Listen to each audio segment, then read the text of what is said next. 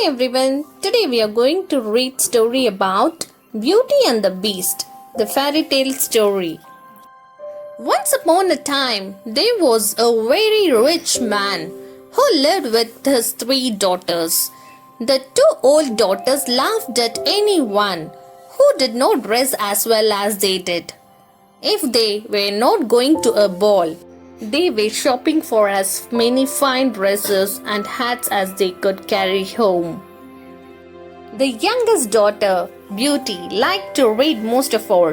"No one will want you," her old sister said, and they laughed. "Look at your hair. You look like a servant girl." Beauty did not know why they talked to her in a mean way, but she said nothing.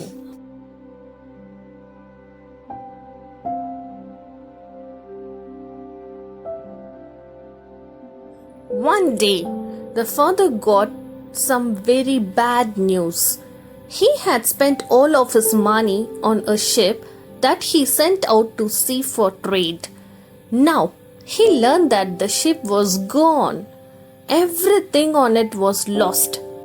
All at once, the rich father became as poor as could be. The family could no longer stay in their big house. The house, its fine tables and chairs, and all of their fine things had to be sold. All the fathers had left was a little hut deep in the woods. So that is where he and his three daughters had to move. Living in the hut in the woods was very hard. Each day a fire had to be started, meals cooked, the place cleaned up, the garden tended, and things fixed when they broke. Now that the family was poor, you might think the two older sisters would help out with the chores. Think again.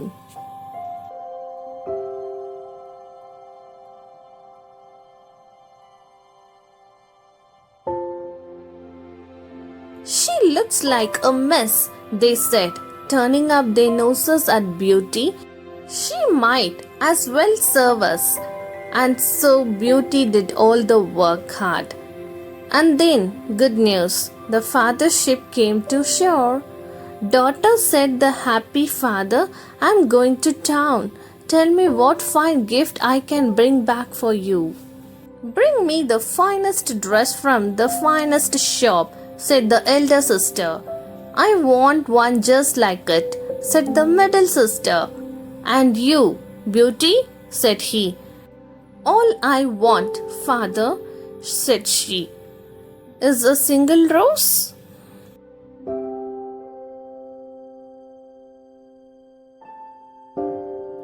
"Can you believe her?" said the elder sister. "What a fool," said the middle sister. They both laughed. "Girls," said the father, "if that is what Beauty wants, that's what I will bring for her."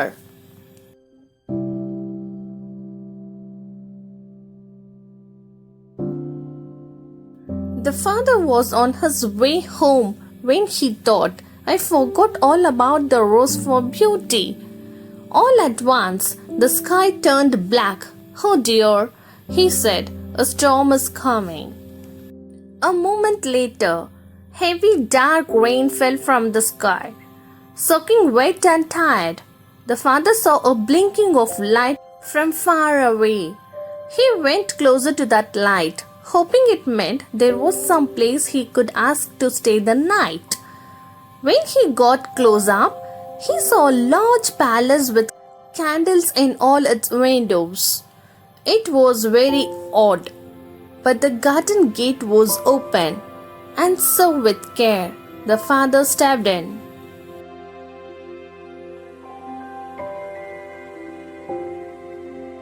"Hello," he said.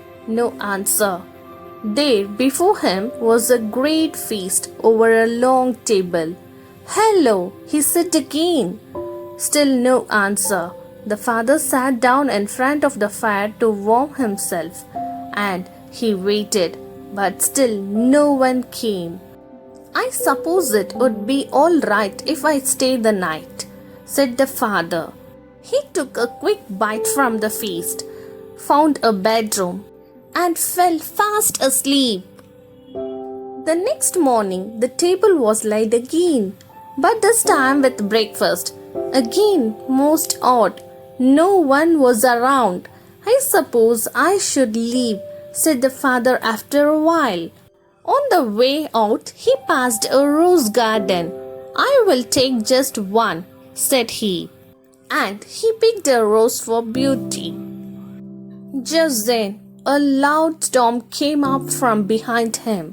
Roared a voice, "You took my rose." The father spun around. There before him was an awful, huge monster. "I am sorry," he said. "I didn't know." "You will pay for this," the beast yelled. "You will die." The father fell on his knees. "Please," he begged, "do not kill me. I only picked the rose for one of my daughters." "Oh, so you have daughters?" said the beast. Well, if one of them will come and stay here in this palace, you will be free. If not, you must turn yourself in 3 months and take your punishment." When the father got home, Beauty could tell something was wrong. "Was it, father?" She said. "Oh, nothing," said he. But she knew that was not true. At last, the father told his girls what the beast had said. "This has all happened because I asked you to bring home a rose," said Beauty. "I will go there in your place, or else you will die." "No, I cannot allow that," father said. "I am old and don't have much longer to live. You are young. You must not do this for me." But Beauty would not change her mind, and 2 days later, the father took Beauty to the palace where the beast lived.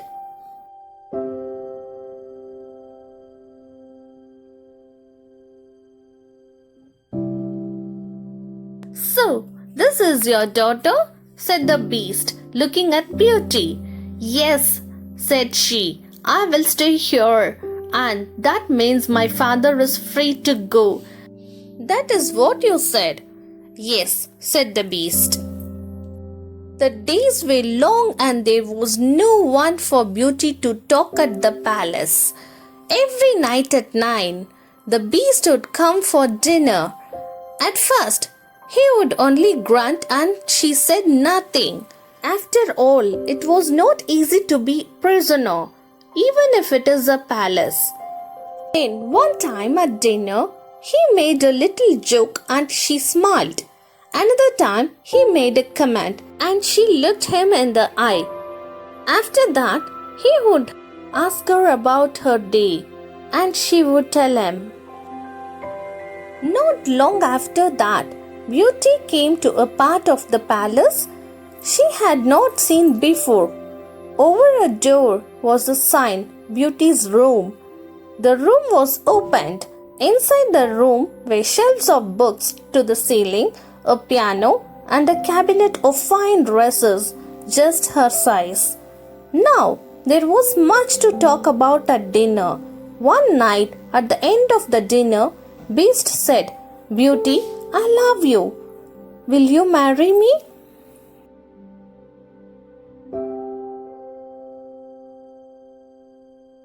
Beauty was shocked.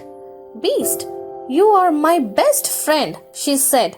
"But please understand, I do not want you to marry you."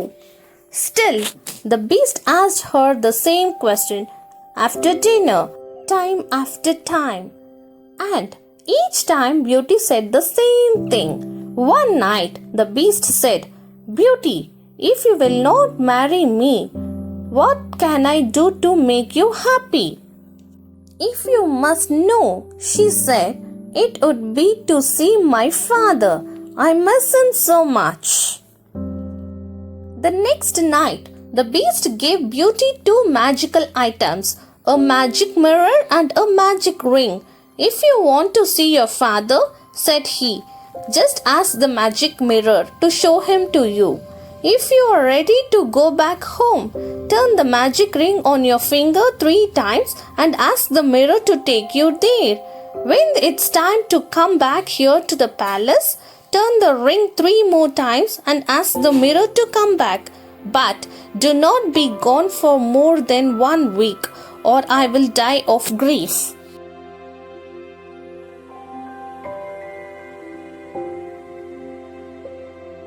Beauty agreed.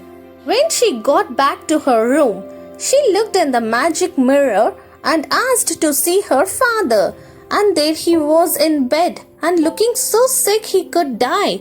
In fear, Beauty turned the ring on her finger 3 times. Please, magic mirror, she said, take me home right now.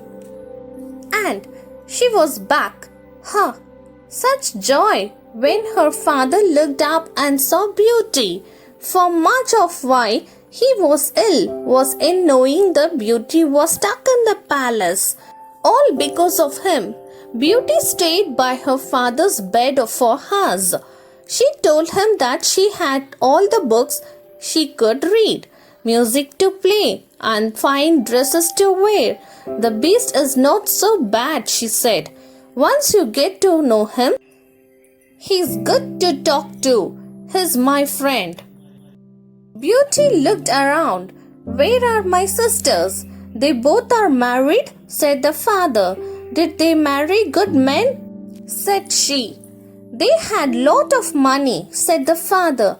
But I do not know if your sisters are happy, for the eldest sister had married a handsome man, so vain that he gave no thought to anything else, including his wife. And the middle sister had married a man with a sharp wit, but who used it to hurt everyone around him, and most of all his wife. When the sisters came to the house and saw Beauty dressed so well and talking about how kind and good the beast was to her, they burned the rage.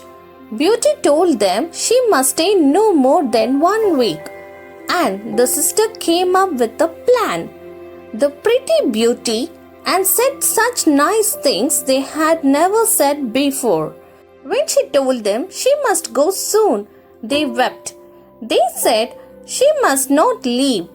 There was still so much left they wanted to do with her. And why does just a few days matter? After all, so Beauty stayed. One night, she had a dream about the beast. In her dream, the beast lay sick and dying. When Beauty woke up, she asked the magic mirror to show her the beast. There he was in the mirror, lying in the rose garden, looking so sick he would die. At once, he turned the magic ring 3 times. Take me back to the beast, she said.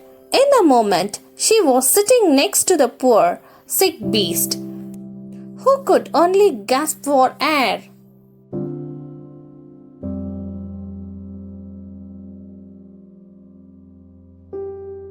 You have come back, said the beast in a thick voice. I'm so sorry that I'm late, said Beauty. I could not bear the idea that you may not come back to me. I'm afraid it is too late for me now. His eyes closed. No, cried Beauty, do not leave me. Just then she knew in her heart what was true. I love you, she cried out. Please come back. If you only come back, I will be your wife. Tears rolled down her cheeks. Just then, the beast opened his eyes. Beauty, he said, you did it? In a flash, the beast was changed to a handsome prince. Beauty did not know what to think of this change. How Beauty, said the beast, and he told her his story. Years ago, when he was a prince, an evil fairy had put a spell on him. He must stay a beast forever. until a maiden loved him for who he really was. Now she had broken the spell.